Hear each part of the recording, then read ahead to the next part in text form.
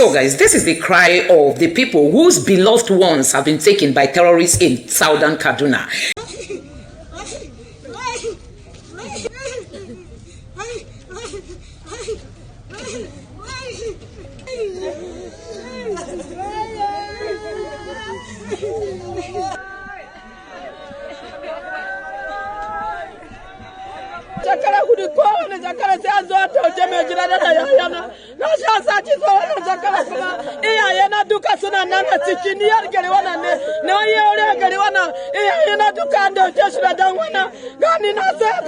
We have 166 people in terrorist den currently. The Nigerian Intelligence Organization or group, the DSS, they cannot find or trace where these people are. Now, it will shock you to know that the terrorists have even issued a warning to the Tinubu's government. They said they are not going to negotiate now. They are not going to tell Tinubu the ransom, the amount they want. They say, first of all, the government should buy them their motorcycles that have lost. See how this headline captured it. Bandit demands 28.9 million naira for lost motorcycles before ransom talk for 166 abducted Christians. So guys, 166 abducted Christians are in the bush in the terrorist den. And one of them who escaped said when they got to the den of these terrorists, they saw many more people that have been kidnapped. So many Nigerians are living in terrorist den under horrific torture by these terrorists, and the government is quiet on this. Now, these terrorists are daring Tinubu to his face that, Tinubu, we are not going to tell you our ransom this time. You will first buy all our motorcycles that have lost before we start talking to you. Don't forget that when they kidnapped in Kwara State, we were told, Bayo Ononuga came on Arise TV and told us that the government contacted the terrorists and told them to release them. And later, there was speculations all over the places that they actually paid ransom. Now, when they kidnapped in Kebbi State, you know the number of students that they kidnapped, more than 300 and something that were kidnapped. We were told that they paid ransom. Now, they went to Niger State also, kidnapped school children. We were also told that ransom was paid before they returned those children. Now, these ones in southern Kaduna, they are telling Tinubu that, see, we are not going to tell you ransom. We are not telling you the amount we need for ransom. First, you buy our motorcycles before we even start talking to you about the ransom, how much you are going to give us if you want us to return all these people we kidnapped. So guys, tell me where else on this planet do terrorists have this level of boldness, if not only in Nigeria? If not only in Nigeria, we don't see people like Nuhu Ribadu them talking tough on terrorists. They believe that the Fulanis should not be killed. I mean, the Fulanis should not be killed. One person tweeted yesterday on Twitter that El-Rufai once said that if you kill one Fulani man, no matter how long it takes, they will come for you. Meaning, even if a Fulani man is a terrorist, you dare not touch him. And that is why they are campaigning for, non-kinetic measures in stopping terrorism, which is not working. Now, it will shock you to see this headline. See what is happening in Nigeria. 5,000 repentant Boko Haram fighters reunite with family. This is in Nigeria. This happened last year. We had 5,000 repentant Boko Haram at a goal at once released back into the society. They said they have repented. We don't even mention how many of them in total have been. This was just a batch of Boko Haram terrorists released into the society. 5,000 of them. So guys, the insecurity isn't going out anytime soon, considering that we have sympathizers of these terrorists. And now again, there is this other headline here that says dozens killed as ISWAP. Bukura, this one is Bukura, no more Lukarawa. This is another terrorist group. Bukura terrorist clash near Nigeria-Niger border in Borno. So guys, these people are having a field day. No challenge, nobody is questioning what they are doing. The two different terrorist organizations clash somewhere near Nigeria border, and they are having their own field day. Now, it will even shock you that while we are talking about what happened in southern Kaduna, these terrorists went to Plateau State and quite close to 15 persons. I mean, look at it here. This is Reverend Dachumo with the American guy who came from America to come and help rebuild some of the, burnt down houses and schools and, rebuild some of the communities. This guy has been on ground. Thank God he's alive. He has been on ground trying to help to do some rebuilding. And right there in his face, he saw people being massacred. Look at him with Evangelist Dachumo, burying the dead. This happened in Plateau State just a few days ago. So guys, this is what we are saying about insecurity in Nigeria. The thing is not ending, and we are not seeing any real step by the Tinubu's government to end terrorism. Because tell me why Nuhu Ribadu is not telling the defense minister to go hard on these terrorists. Instead, we saw Professor Yusuf one of the northern elders, telling Musa, now you are a defense minister, you dare not kill the Fulanis. Don't kill the Fulanis. You are now a politician. You are no more a military man. You are now a politician. You dare not, because you are going to suffer the consequences. So guys, this is the reality of Nigeria and the fight against insecurity. And that is why it is not going to end anytime until we have those Fulanis in occupying key government positions, you know, standing up to the reality on ground and telling the defense minister to go all out against these terrorists. Don't forget that the former defense minister said where the terrorists are, that the bomb Nigeria has cannot bomb them, meaning that they are invisible. That is what he said. They cannot strike them. But still, they have their den where they take their captors to, their captives to. So guys, let me allow you to take a look at these videos and let me know your thoughts in the comment section below. Please don't forget to subscribe to the channel and turn on the bell notification for more. Thank you. Brother, my sister, this is the mass burial. This mass burial is going on today, being 22 of January 2026. These are the Christians, Fulani terrorists killed today, and they are doing mass burial today. You can see Reverend Ezekiel. Reverend Ezekiel have gave order they should open the casket, because Gumi and some of our wicked politicians are saying that Christians are burying empty caskets. That is why Reverend Ezekiel gave order they should open it. This is what is happening today, being 22 of January 2026, mass killing of Christians. This is what is happening today. May God show us mercy for what we are going through in Nigeria. As you are watching this video, make sure that you share this video. And if you are in America, send this video to the New York Times, the New York Reporter, the New York Times. Send them this video, because now them follow for the people where they talk say no Christian genocide in Nigeria. Make sure that you share this video. I will not post all the videos due to Facebook standard. So if you need the video, go to my comment section, join my WhatsApp channel. I will post the full video there on my Telegram. So thank you and God bless you. Yes, sir. If you cannot defend your people, you are a coward. Yes, sir.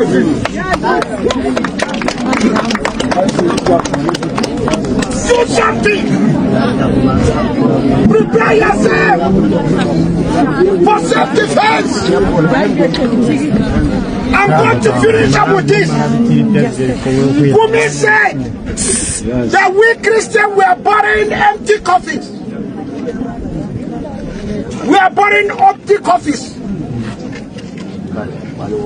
Gumi ache muna bisong akwatin gawa ba komi kai kunji. Yes, sir. Kukuda mini gawana. Kudam masa. Kai kudam masa. One after the other. Kudam masa. Kukadi.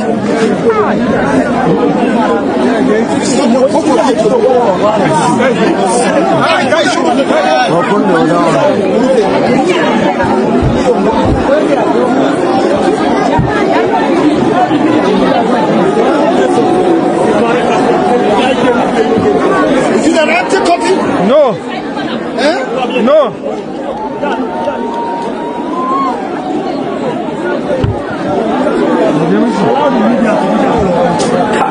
Is it an empty coffin? No.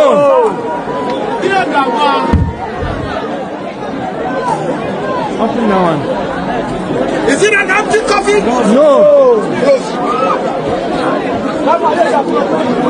Hey.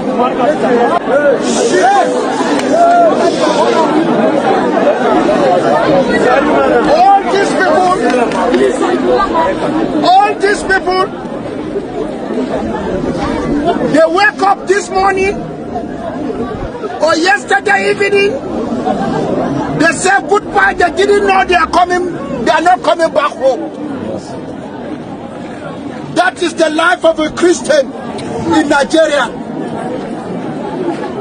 They are bribing the war so that they will kill us the more. I've said it, and I'll continue to say it. They are paid higher killers from the Fulani terrorists to kill us the more, so that they will take over the state. Only God of vengeance shall repay for us. Amen. Some of you said that I'm dead. I'm alive, I'm not dead. Yes. Some of you said they have flown me to abroad and about to die. With sickness, I am alive. Some of you that have cooked up, that I'm finished, I'm still alive, and I'm going to perform today the latest burial in the name of the Father, the Son, and the Holy Spirit. Karkis, over to you. I welcome all.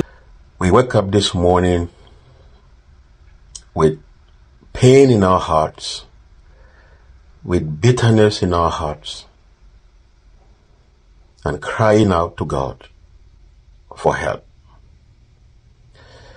Waking up this early morning, Thursday, January 22nd, 2026, in my community, Kuru District, in Jos South, Plateau State, Nigeria. Waking up this morning, the community was attacked by Fulani terrorists who came in, destroyed and killed people.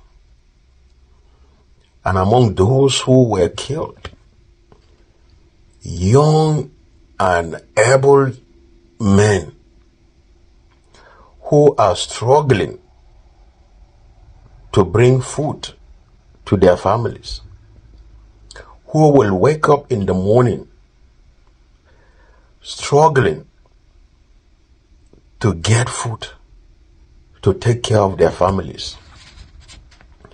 7 able young men killed. This is terrible. This is heartbreaking. Kuru community in Josa local government of Plateau State, Nigeria, was thrown into a mourning situation. These able young men that were killed by these wicked terrorist Fulani guys is sad that none was arrested. For goodness sake, these are human beings. These are not ghosts. You look at their base in Rio, Mahanga. These people are wiping away Christians. When we talk about Christian genocide in Plateau State, Middle Belt, and Nigeria, only the wicked will deny this fact. There are evidence abound. People can come and see what is going on. You go to Riom local government, they have taken over more than 18 communities there, where they have killed the people, wiped them out, taken over their homes. But yet, the government will pretend that nothing is happening. Is it not shameful that even the government will look for money to bribe and lobby to deny the fact of Christian genocide in Nigeria? Now look at it today.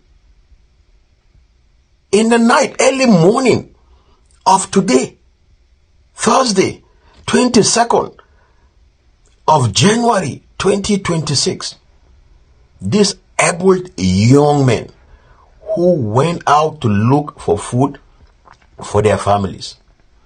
When I was looking at the list of these young people that were hacked to death by these Fulani terrorists, my heart ached. I am in pain. Looking at young men coming from my community. These are families that we know. These are families that we live together in peace. These are families that we worship God together. Today they are no more. It's so painful. And I was looking at the names of these young people. Dungyang, a 19-year-old young man, left behind a widow and a small child. Wendong, 26, killed, left behind 2 little children and a wife. And I look at Francis Paul, 23-year-old young man, killed, left behind a wife and a small child. Samuel Peter, 22-year-old, killed, left behind a small child and a wife. Dung Simon, 28-year-old young man, hacked to death, left behind a wife and 3 children. Pam Dung, 23, and Francis Marcus, 15-year-old young man. These are young people with a bright future. And overnight, killed by Fulani terrorists. What a painful day. What a sad situation for my community in Kuru district of Jos South Plateau State. And the painful thing about this situation, people are being killed on daily basis. Christians are being wiped away in Plateau State, Middle Belt and Nigeria. It is sad that the government are even denying this fact. We have graves all over the land. Mass graves of people all over the land. These are verifiable facts. You can verify them. They are all there for everyone to see. I want to plead with the American government to do something, and to do something fast before we are completely wiped away by these Fulani terrorists. I am pleading with the American government. Please act now. Save our lives. We are being killed and terrorized by these Fulani terrorists. And we know the government cannot save us. The government are busy denying the fact of Christian genocide. American government, we plead with you. Act, and act fast. Now these young men are gone. Who cares about them? Who cares about their families? What a painful day for us today. It's sad. It's so painful that we keep losing young people in our communities, killed overnight, and no justice for our communities. There is Christian genocide going on right now in Plateau State, in Middle Belt, in Nigeria. No one will deny this fact. I plead with you, the American government, come and save us from the hands of these Fulani terrorists. Because we know the Nigerian government is not willing, is not capable of saving us. We pray for intervention. Please act, and act fast. When I was in detention at DSS, one of the officers that usually take me to court, one very fine, handsome man, he's from Borno State. He said to me, do you know I am a Christian and I am indigenous to Borno? I didn't come from anywhere else. My ancestors, our village, we have been there for millennia. Do you know that? I said, no, I don't know. He said, the mistake people make is that lumping everybody from the north together. They're either Hausa or they're Fulani. That I'm mistaken. This is a DSS officer trying to lecture me. I said, okay, I understand. And he said to me, when he was bringing me back from the court, he said to me, our problem is not with Biafra, not with you, but if you go, what is going to be our fate? The only reason why we have not been slaughtered or forcibly converted to Islam is the presence of Igbo people everywhere in Nigeria. A DSS officer confessed to me that it is better for them that we are all suffering in one Nigeria than to allow the East to break away.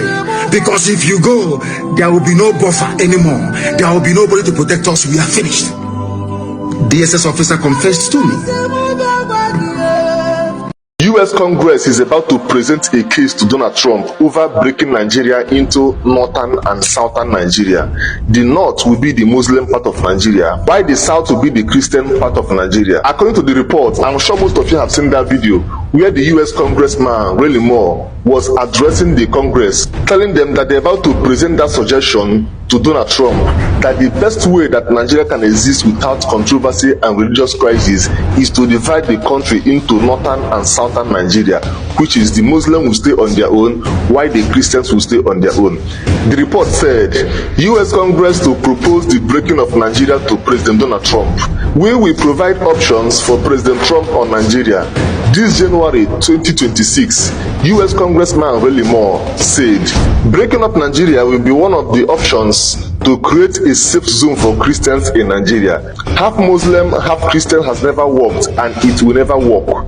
Islam in Nigeria will not accept equality, according to this report. After this news, everywhere scattered. You can see this post and the caption from another man telling the North to wake up, that the U.S. Congress has proposed to break up Nigeria. This news sent a very serious shockwaves to the North, because these guys does not want anything that will bring separation in the country. Do you think that this suggestion by Ray Moore to suggest to Donald Trump to divide this country into northern and southern Nigeria, do you think this is going to be the best option? Terrorists are occupying part of Nigeria in Sokoto and Plateau State, as I talk to you now. True or false? Did nnamdi Kanu take away any part of Nigeria and say this is Biafran land when he was agitating? Tell me. Some people are occupying Nigerian territory, Nigerian land, as I talk to you today. Who are those people? Did nnamdi Kanu go that far? But Ray Moore, you know, U.S. House member was in Nigeria on a fact-finding mission, and he visited Benue and Plateau. Yes. And when he went back, he said he saw over 600. Exactly. You know, exactly. Internally displaced people. Exactly. Now, since he went back to the United States, do you think that it's also on the table that the American government might say, look, Nigerian government, if you want to show sincerity, if you want to show intentionality in fighting this problem, these people must go back to their home. Exactly. No, I'm asking, do you think that... It must. Look, it's not a question of do you think. It must. Mr. Okoro, it must for Nigeria to get back on its tracks. Because you cannot have your citizens living in IDP camp and then you go to bed every night and sleep and wake up. And you swore to protect them. You don't even need US to tell you this. You don't need US. So, are they going to live in IDP camp forever? No, tell me. The people of Benue and Plateau, are they going to live in IDP camp forever? Barrister, you seem to be missing my point. What is the point? My point is, at this moment, those people are still in ID camp. My direct question is, do you think that at some point it will be on the table on discussion between Nigerian government and US government? I don't told you that, yes, it must. Do you need someone to tell you that?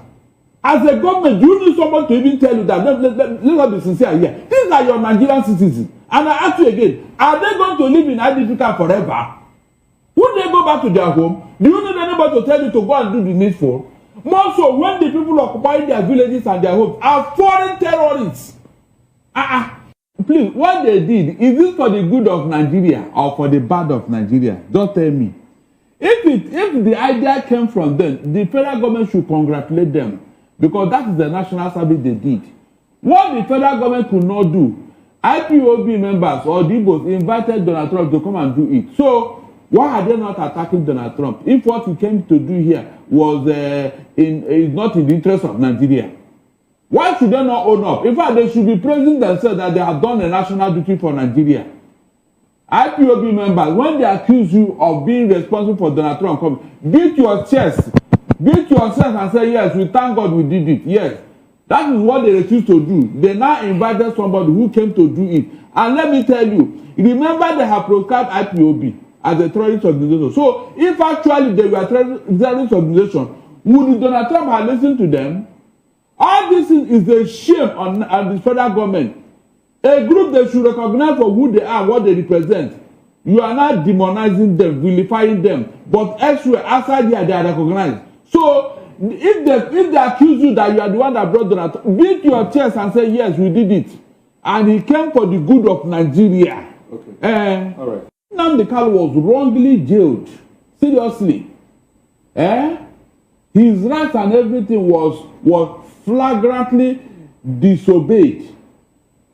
The man who was so ebullient, who was so happy to go and kidnap Nnamdi Kanu from Kenya, is now facing the same thing that he accused Nnamdi Kanu of. Can you imagine? Can you just imagine this poetic irony in life? You can see. Whatever you sow, you reap. If somebody had told Malami that you go through this thing one day, he wouldn't have believed it. The very man who orchestrated Nnamdi Kanu's kidnap and all that, even when the court said he should go, that Nnamdi Kanu should, Malami insisted that Nnamdi Kanu must be brought back and face some spurious charges. The same thing EFCC did to them. When he left the court, they arrested him on the court immediately and took him back to prison. So that is how life is. So with all this development, the whole world can now see that Nnamdi Kanu was wrongly jailed. All the things he was saying, nobody said that it is wrong or no, it's not true, it's not happening, no. Is it not the same thing that you are witnessing today? Imagine if the federal government had called these people, like they have been dialoguing with Toju Bello and other terrorists. If they had called IPOB, okay, come, my people, come, what is wrong? What are you people talking about? What happened? For a dialogue. Maybe this thing would have died down. They will not give them the assurances and all that. And maybe they will step down. Like they did this protest yesterday. Did anybody die? Did they kill anybody? Were they carrying gun? That was exactly what they were doing. Before the federal government under Buhari started using gun to kill all of them. Talking about the release of Nnamdi, recently, there's been this engagement, this collaboration between the U.S. government and Nigerian government security agencies. And well, before the U.S. said, before we backpedal, on our threat of having to take out these people, there are certain things that we need you to do. Exactly. And we understand that one of them was the release of Sunday Jackson, the farmer that was jailed by the Supreme Court in Adamawa. Is it Adamawa in Taraba, somewhere in the northeast? Yeah. And we saw him released. He was granted pardon and clemency.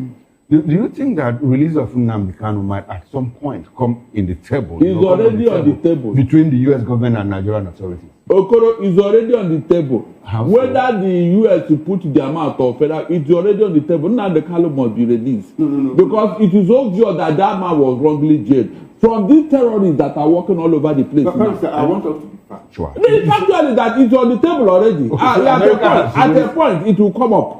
But for now, it hasn't come up. It's already, discussions are going on. Let's be very clear. The government at the point it will come up, or is already on the table. Hold on, I told you now that discussion is going on behind closed doors. Okay. It's not something that will just wake between up the U.S. government and Nigerian No. Nigerian government and some Igbo leaders. Okay. Yes. My direct question is, do you think that at some point, it might be on the table? U.S. will say, look, if you do this, we need you to do this. I said it's already on the table. It's just that table now. Both Nigerian government and the U.S. government table is there. It's part of it because the Igbo leaders of thought and some other concerns are already talking about it, but it's behind closed doors. Until that discussion is concluded, we are still talking about it. We are still raising that issue. Because we are now seeing that, yes, from all indication, this man was wrongly jailed. The IPOB members, what they have been talking about, have now come to realization. Most Nigerians did not understand what these guys were up to before. All the things they said about Nigeria is what we are seeing today. The thing is that you cannot live in denial for too long. With this peaceful rally and all that, Donald Trump should be made aware of all these things. They should articulate all these things and then make sure that he gets the attention of Donald Trump, because in his first coming, as a U.S. president, that was when this thing happened. Okay. And now he has come back, and the issues are still there, and these guys are being persecuted. So Donald Trump should be made aware. And the Nigerian states, in fact, I should say that it is a shame on them. Because what these guys stood for what they have been talking about is what the same Donald Trump have come to address in Nigeria. You can imagine. Eh? Is it not irony that the same man they were commemorating his inauguration and all that is the person that have come to save Nigeria? Eh? So on that score, the Nigerian state should carry the shame and recognize these guys for what they were talking about. If they had listened to them, maybe Donald Trump wouldn't have come. Okay, now. The earlier APC government take away political sentiment out of this matter, the better. Because even if APC leaves office tomorrow, the next government will inherit this problem. So the earlier they release nnamdi kanu, the better. Let them stop all the political sentiment that within nnamdi kanu's release, we will not have our way in the Southeast. He will be dominating the... Those things are lost. They are secondary. The important thing is that Biafra land or whatever, or IPOP, is in the mind of the Igbos as I talk to you today. These other people that have done worse since Mr. Okoro, what have you done to them? That is the first question. What nnamdi kanu was doing and what the people have done so far? Which one is better? It was the activities of these people that made Donald Trump to come and bomb Nigeria. Didn't nnamdi kanu invite Donald Trump to come and bomb Nigeria? So you should be considerate in whatever you are doing. That is what I'm saying here. These people have done worse things that everybody can see. Yet, they are being pampered. They are being behaving as if it is their right, you know. But nnamdi kanu was agitating for what? Self-determination. Is that not the cause of the matter? Did they ransack any village? Did they say that Muslims will convert to Christians before he can lay down his agitation? No! A simple matter that is not recognized by the United Nations. That is why no other country in the whole world have seen IPOP as a terrorist organization, except Buhari's government. So what does that tell you? That is where injustice comes in. You pamper your people who have been killing and maiming and destroying people's land and property. You pamper them, you cover them. But one young man who said, no, what you are doing to us is not good. We want self-determination. You now judge him. Is that fair? Okay, all right. No country in the whole world has seen IPOB as a terrorist organization. Now, it is an embarrassment on the part of the federal government that a group they proscribed is now influencing a whole world power to carry out action in Nigeria. A very big embarrassment. They shouldn't even say this. If they have wisdom and intelligence, they should not say this thing. This is a group we proscribe. So how is America listening to them? And to come to it, what Donald Trump came to Nigeria, is this for our own good or for our own bad? The man came to help us to do something nobody could have done in the last 15 years. Please, is it a bad omen for Nigeria? That is the question. Because I know that if Donald Trump did not do what he did, maybe what we are seeing today wouldn't have happened. Because all of a sudden, the federal government have woken up against the terrorists. Is that not true? There are activities now against them. So who made it possible? When people want to talk, please let them reason. Let them reason. Those people who want to reason before you talk. If I thought it was IPOB that did it, what they did, is it for the good of Nigeria and the federal government or not? And so, if it is for the... Why is it that the federal government is not challenging Donald Trump? Say, why did you bomb Nigeria? Who told you to come? That is how to start. And not to be talking anyhow. So I should sit down here and condemn IPOB. If I thought they are the one that did it, what they did, is it for the good of Nigeria? That is the first question. If you answer that question, you can go ahead and talk. By the way, if you have done the needful, will Donald Trump come in? If you have done what you're supposed to do as the federal government to protect life and property, will anybody even enter Nigeria? Both terrorists and Donald Trump, will they enter Nigeria? So please, when they want to talk, let them reason before they talk, so that some of us will not interrogate it. That's what I'm saying here. News coming from Kajuru is quite worrying, depressing for a lot of people who have endured these kinds of stories coming out from northern Nigeria. Now, we understand that over 160 people have been kidnapped from churches in Kajuru. You tried to visit those areas. In fact, one of your videos went viral. So I'd like you to help Nigerians understand what you saw, your experience when you visited, and where we're at right now. Okay. Where we are right now is the fact that 177 people are in the bush right now as I'm talking to you. And they've been in the bush now for the past 2 days because they were abducted on Sunday. On Sunday around 9, they converged on the 3 churches in the community to hold their service. And there's an Equa church, there's a Cherubim and Seraphim Church 1, then Cherubim and Seraphim Church 2. So they all came to hold service, and then around 9:30, armed gunmen, some on foot, some on motorcycles, came, splitted themselves into 3 groups, and then just surrounded the 3 churches and took the people into the bush. Now, because of the insecurity around that area, the members of Equa Church delayed going to church. I think their service usually start around 9:30. So if you look at the numbers of people they are taking, they had less members than the Cherubim and Seraphim, So right now, as we are talking, they're in the bush. So they took them, I think about over 200 people they took, walked into the bush. After a while, they now allowed the elderly, the old ones, and then those who are nursing children and to go back. They continue with them. And then in the process, because they are working with people who are over 100, but 11 people were able to escape too, and then they left. So right now we have 177 people who are in the bush. And the most amazing thing is that we got the report of this thing on Sunday. Sunday in the afternoon, reports started coming out that there has been a mass abduction in Kajuru, in Ngwangwali. And Ngwangwali is about 1.5 hour drive, from Kaduna Metropolis, if you are going to Kachia. So we started making contacts, and the good thing is that there's excellent network in the community. So we're able to do a lot of communication with people out there. We're waiting to see what the government will say, nothing in the evening on Sunday, nothing in the morning on Sunday, nothing.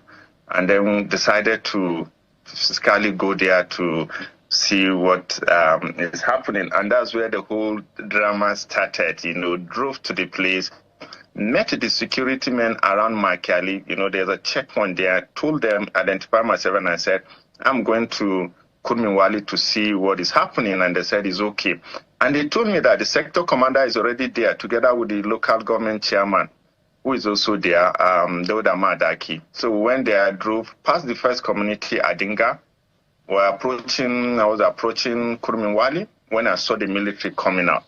And now because the road is bad and it's narrow, so I moved to the side, the car, to allow them to pass. And an officer came and met me, and I said, where am I going? I said, I'm going to Kurminwali to see what's happening.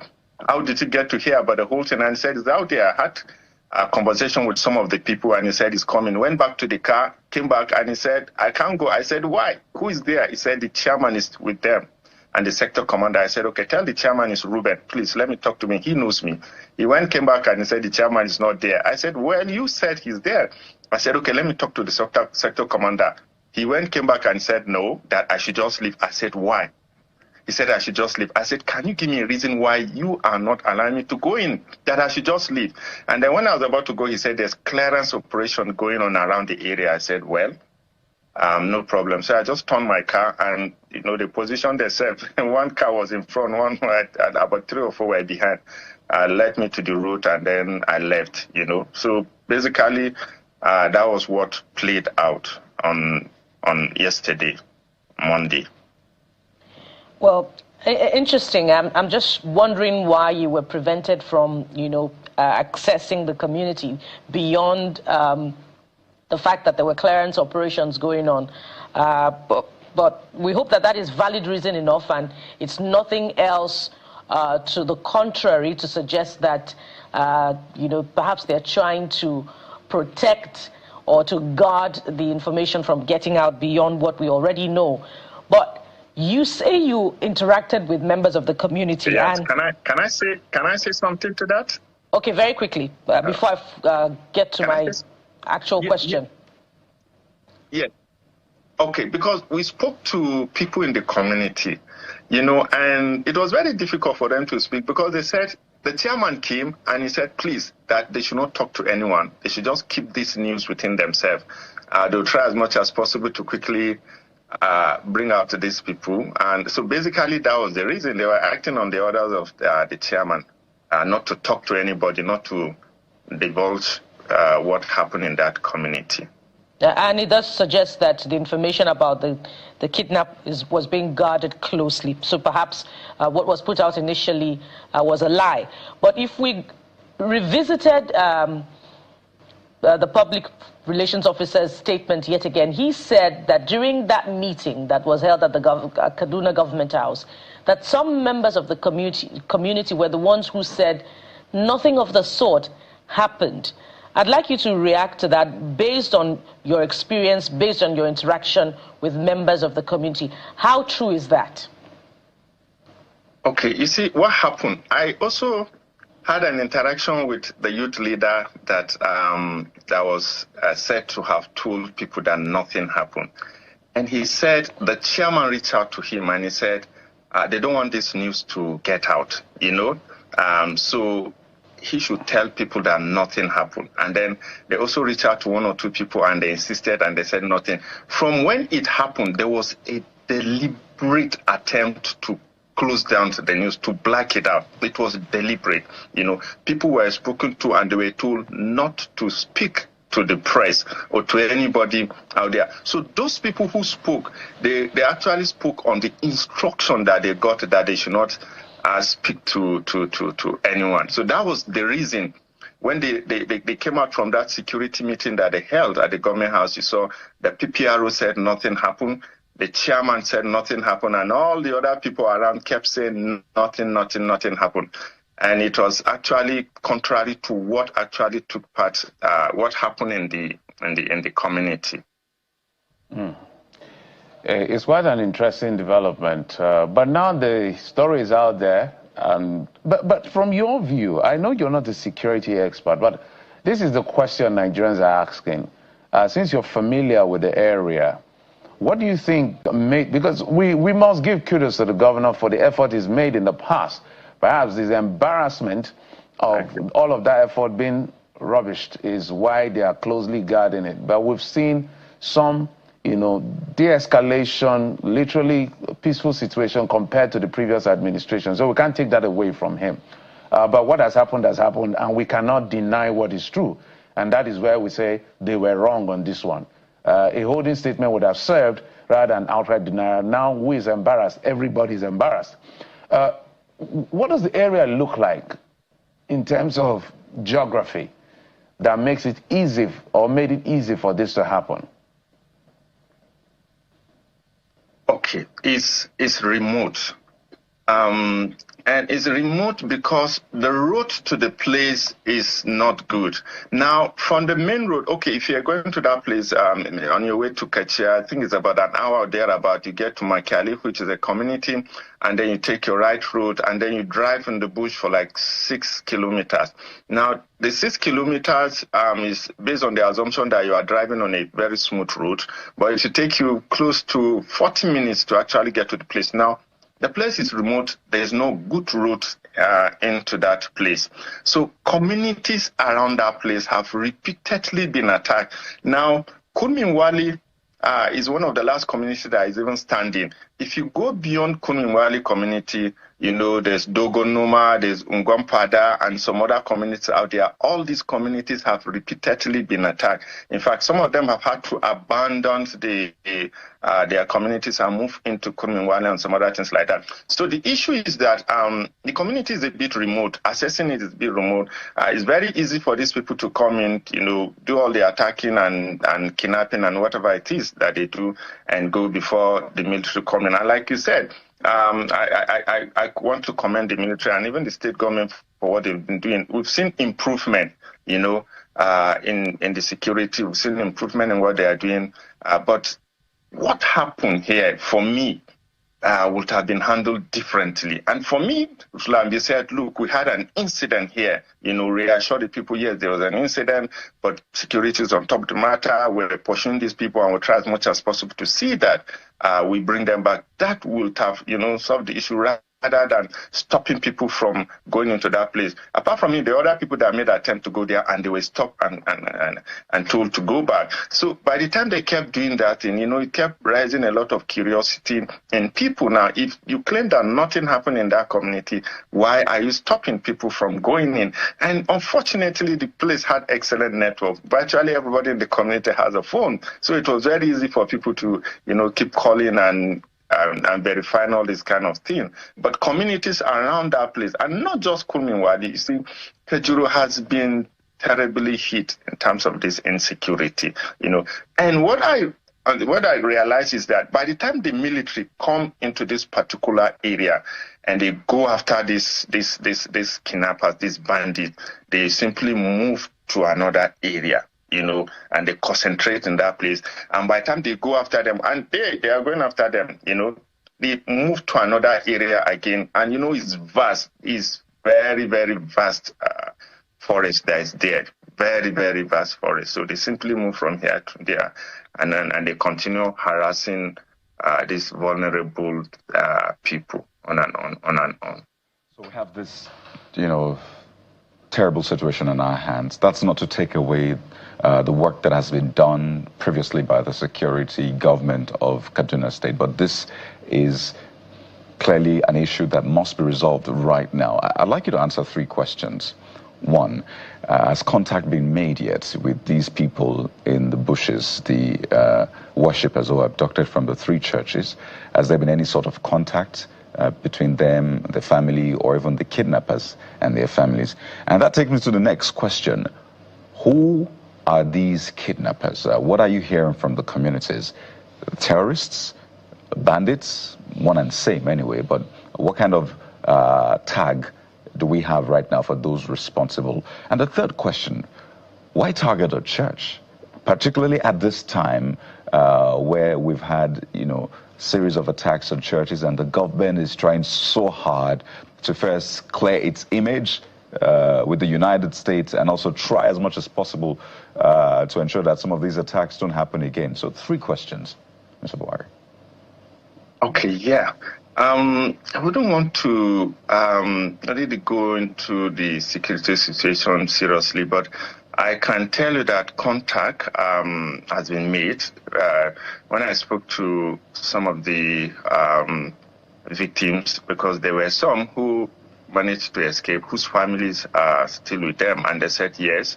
Yesterday, I think in the afternoon, that the kidnappers called, and they've started making demands,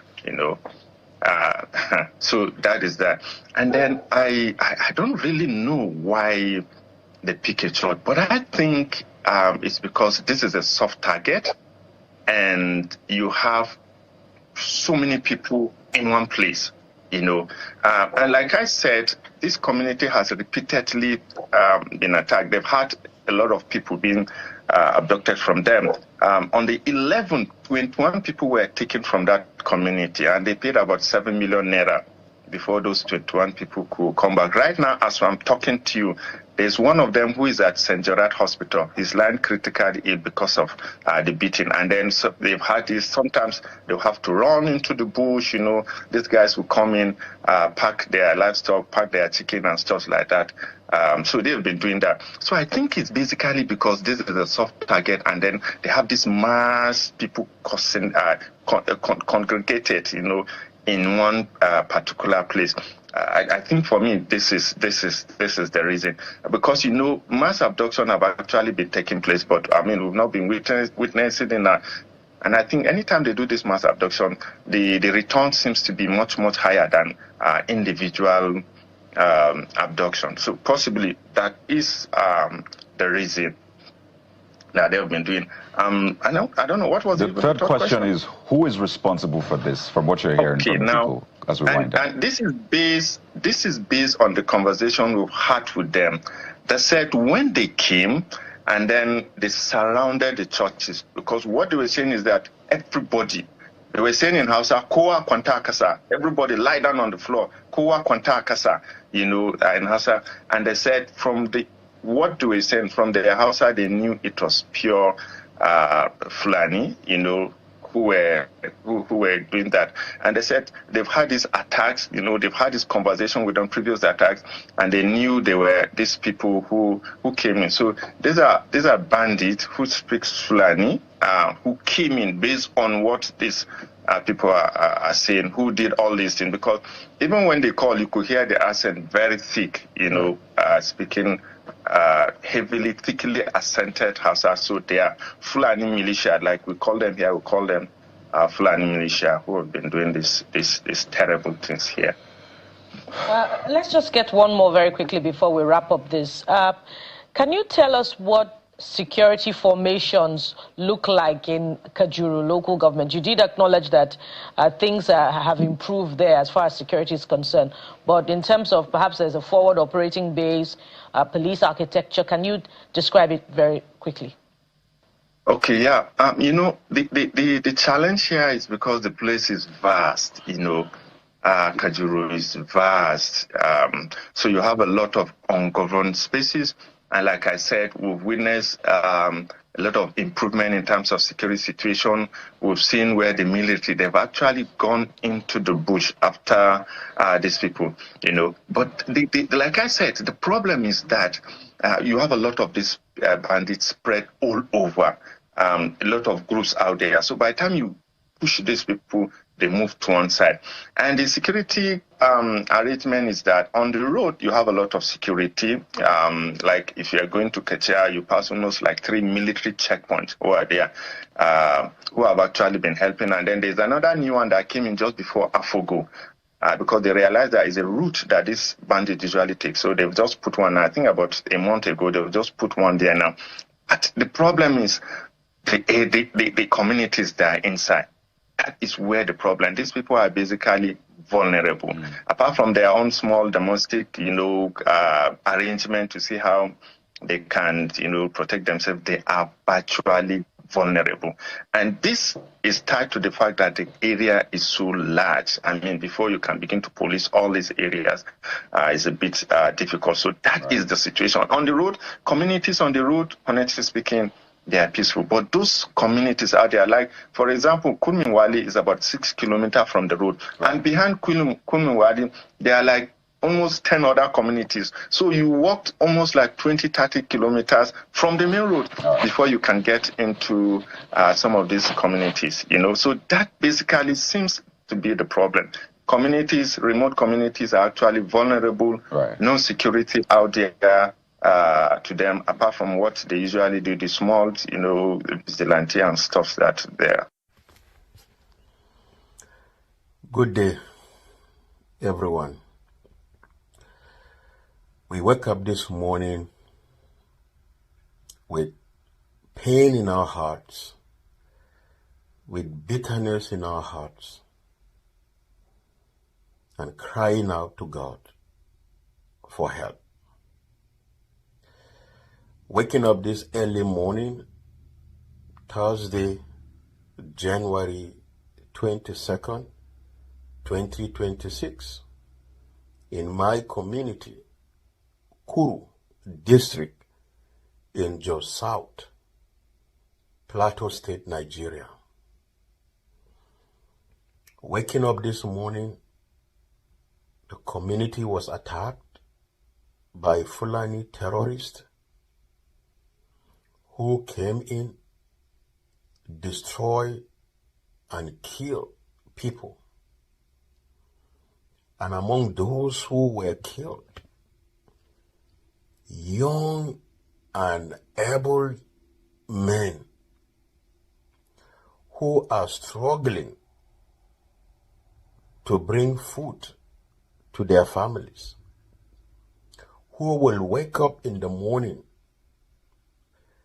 struggling to get food to take care of their families.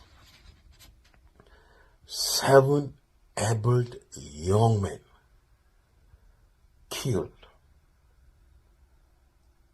This is terrible. This is heartbreaking. Kuru community in Jos local government of Plateau State, Nigeria, was thrown into a mourning situation.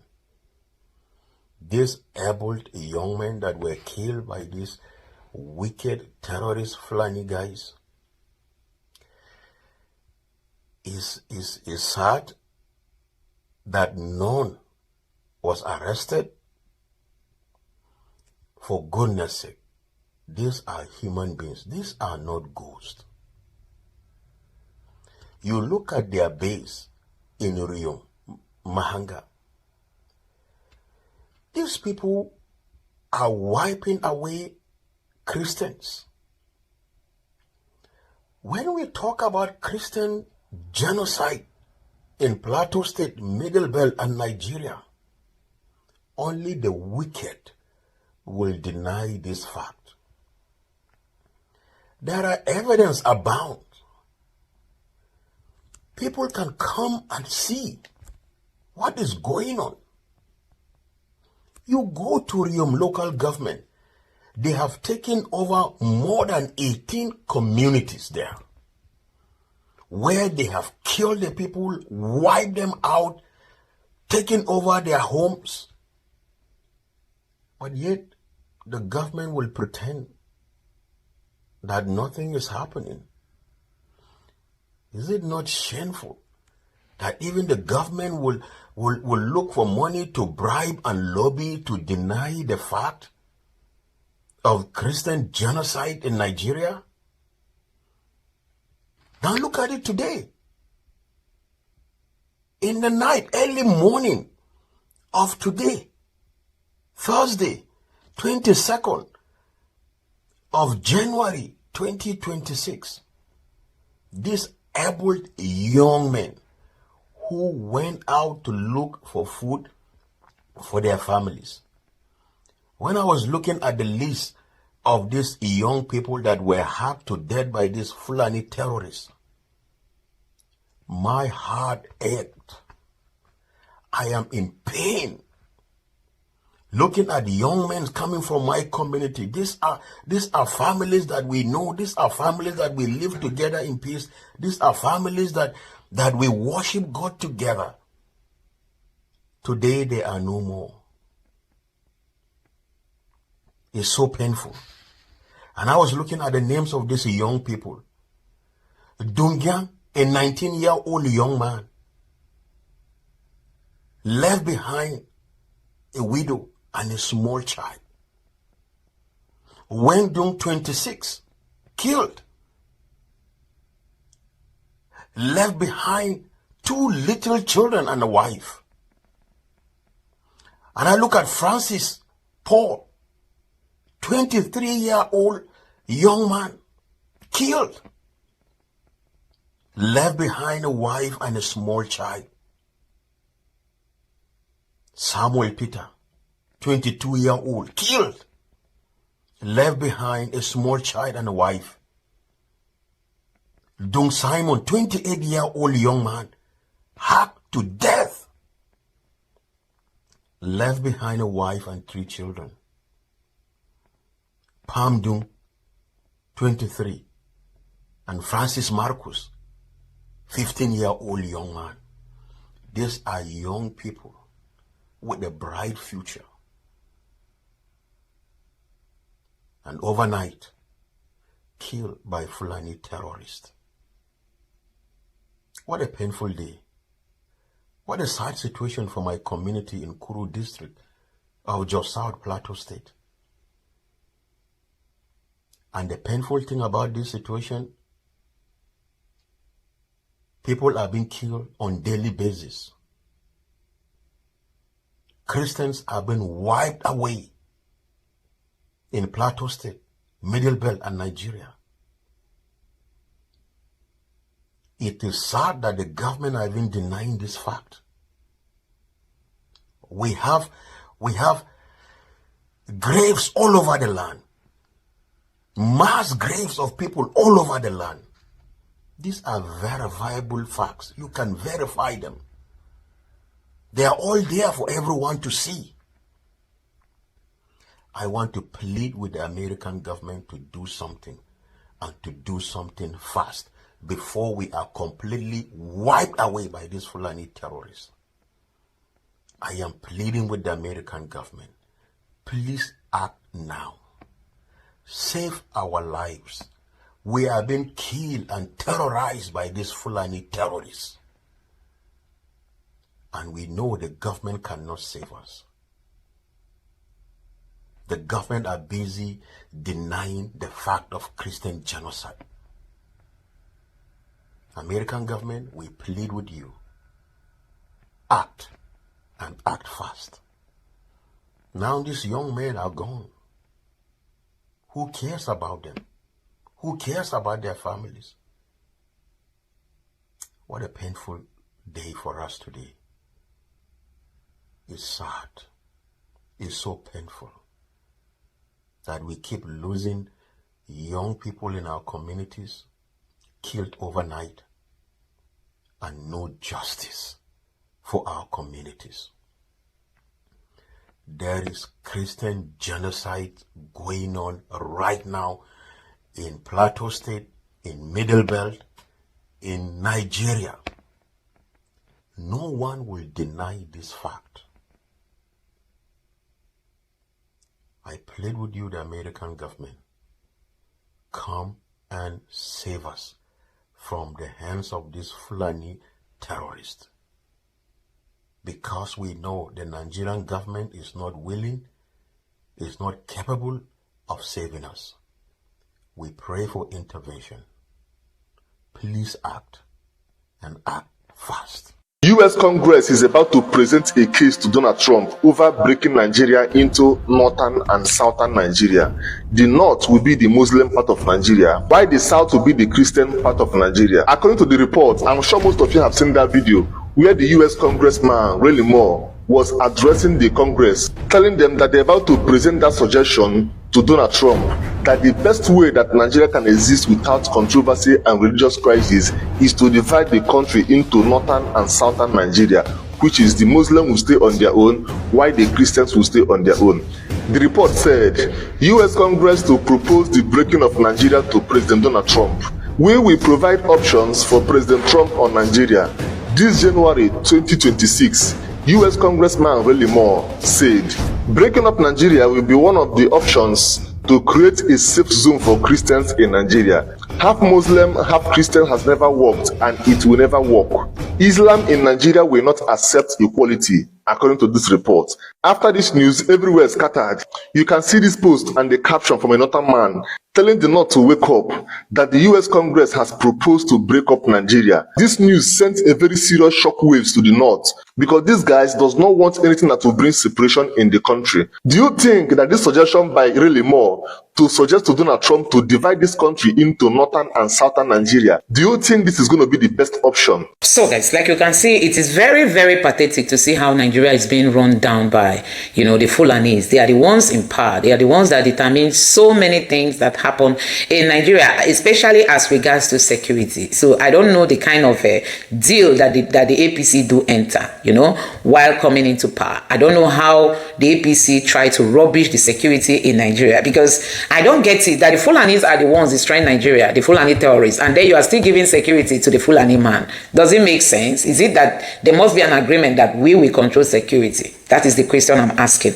Must it be agreed that we must control security? Is it that is the agreement everybody must enter? Anyway, possibly that should be the reason why majority of them didn't vote for Peter Obi, because I don't get it. Because they know that Peter Obi will not be able to enter that kind of deal with them. Peter Obi will not be able to tell you, okay, come and buy my people, let me give you security. It's not possible, and that is why people are questioning what is happening in Nigeria today. What is happening. It's really so sad. Now, considering what has happened in in Plateau State, it will shock you to see how many people have been by these few days. Now, let me take you through some other headlines on the social media. This one says, Nigerian authorities did nothing when 3 trailers conveying terrorists entered Sokoto from Sahel in August. Can you imagine? 3 trailers conveying terrorists entered Sokoto. Right advocate is saying that in this country, 3 trailers carrying. That's why when we see trailers in the south, we react. But immediately you react, the northerners will start saying, oh, every Nigerian has the right to. How do you pack people in trailer at once and go and dump in a state? How? Tell me how. Tell me how. This person say a government that pardons terrorists is an accomplice. This person say they know. Igbo political jobbers. Did Bashir tell you about this? Did you hear it from the Nigerian media? Did the Sultan of Sokoto say anything about it?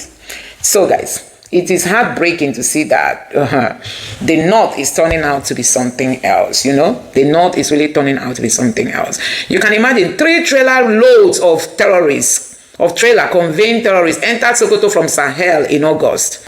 And the government did nothing. Tinubu is all about 2027. How do I buy the governors? How do they come? This election is going to be between Nigerians and politicians. Let all the governors be in one party. The Nigerian people who are tired and sick of what is happening in Nigeria must come back to reclaim their country. That's just it. Because enough of all this, you know? Enough of all this.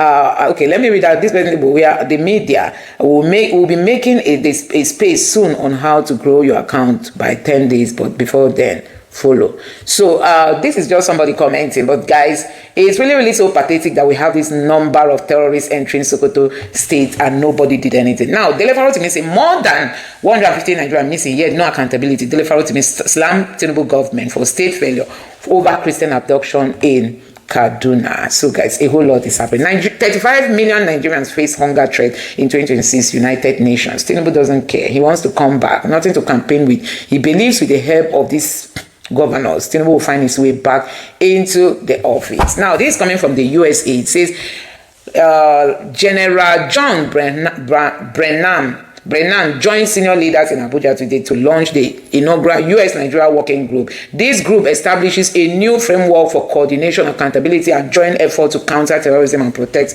the vulnerable. The US is actually working very hard to assist Nigeria in all this. The question remains, are we really ready? Are we really ready? That's the question everybody should be asking. Are we really ready? So guys, that is it. Are we really ready? The United States has come to Nigeria now to see how they can work together. But are we really ready to get rid of terrorism in Nigeria? This thing is an ideological something. It's not easy to get erased from people. I mean, it is from the bottom of their heart. For them, they're fighting for Allah. Allah is going to reward them with vengeance. But at the end of the day, they are there buying their own people. Anyway, guys, I don't know what you make of this. Let me know your thoughts in the comment section below. But before we end this video, Malami allegedly stole a lot of funds. What the government has seen so far is not even a quarter, because my specialty is in the recovery of funds. I trace funds wherever they are, and that's why they have been after me. We can recover these funds from Malami. There are more than what has been seen. What 217 billion naira worth of property? Abdul Salam Maina, former chairman of the pension reform tax team, calls for more investigation. So guys, this guy Buhari dealt with him when it was Buhari's turn. Now Buhari's man is under Tinubu's net, and he's saying that Tinubu's government should go all out after him. Now let's see how some Nigerians have reacted to him. You know, this person here said, okay, this person here said, just imagine Maina, a certificate thief turned savior. The drama is never ending. This person is the one that shall never end. Shall never cease in Nigeria. Another person here said, must be cracked at this moment from an ex-convict, a kettle calling pot black, shameless ex-convict. Very soon he will join APC. And this one says, it is only Nigerians that just come online that will not remember the name. Do a Google search, pension chief thief Maina, or well, na thief go sabi catch thief Malami versus Magu. Please, Magu, come. And this one is a chronic thief wants to trace and recover stolen loot from a new thief. This can only happen in Nigeria, honestly. So guys, this is Maina, who was dealt with under the Tinubu's government. Now he is the one saying that Malami should be dealt with. Abdusalam Maina court sentenced former pension boss to 8 years imprisonment for money laundering, and now he's calling out the others. Like this one now here says, court orders Maina Abdul Rashid Maina to surrender 23 properties to EFCC for 100 billion Magu accused. So guys, Nigeria is a drama scene. Let me know your thoughts in the comment section. Please don't forget to subscribe to the channel and turn on the bell notification for more. Thank you.